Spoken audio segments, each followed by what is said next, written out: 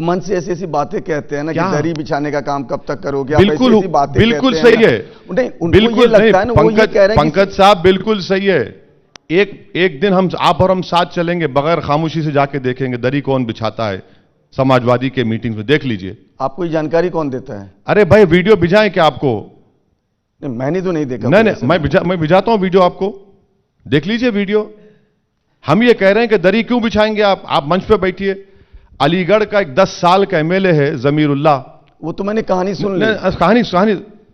कहानी नहीं है वो, ये इनका माइंडसेट है, ये इनका बर्ताव है जो इनके दिमागों में बैठा हुआ है कि मुसलमान हमारे बाजू क्यों खड़ा हो सकता है। अच्छा मुझे बताइए, आज आप आजम खान साहब को बहुत मिस कर रहे हैं। नहीं, मिस नहीं कर रहा हूं मैं देखिए, मैं उनसे नाइंसाफी हुई उसका जिक्र कर रहा हूं। वो समाजवादी पार्टी में है, हम उस समाजवादी पार्टी का अपोज करेंगे।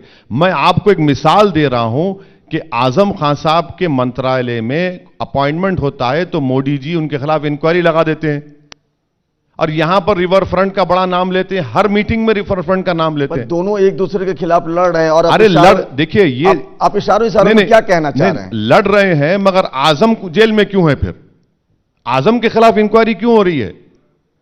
मतलब आप कह रहे हैं दोनों मिले हुए हैं जी? कौन? इस टाइप की बात कह रहे हैं आप? कौन? आप मतलब समाजवादी पार्टी और बीजेपी के बीच? उस मामले मिले हुए हैं, मलई खाने के मामले में। कौन से मामले में? जो मलई खाने का मामला है उसमें मिले हुए हैं, और जहां पर आजम की बात आ जाती है उनको केस बुक हुआ था उनके ऊपर। ये हो रहा है ना भाई। बीजेपी के आप हर जनसभा में सुनिए करप्ट हैं, उसमें ये किया, भाई तो करते क्या है फिर? आप कुछ नहीं करते ना।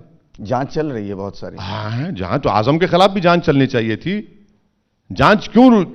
जांच भी हो गई और उनको जेल में भी डाल दिया, जेल में डाल दिया। और बकरी चोरी का, और मुझे बड़ी हैरानी हो रही है, मुजफ्फरनगर दंगों के बाद आजम साहब के साथ यकीनन वो आजम खान साहब नहीं, हमने जो कहा उस पर आज भी हम स्टैंड करते हैं। इसीलिए हम कह रहे हैं कि नंबर ऑफ मुस्लिम्स जीतना जरूरी नहीं है, ऐसे मुस्लिम एमएलए जीते जो सच्चाई को बयान कर सकें, जो जुल्म के खिलाफ हक के लिए लड़ें।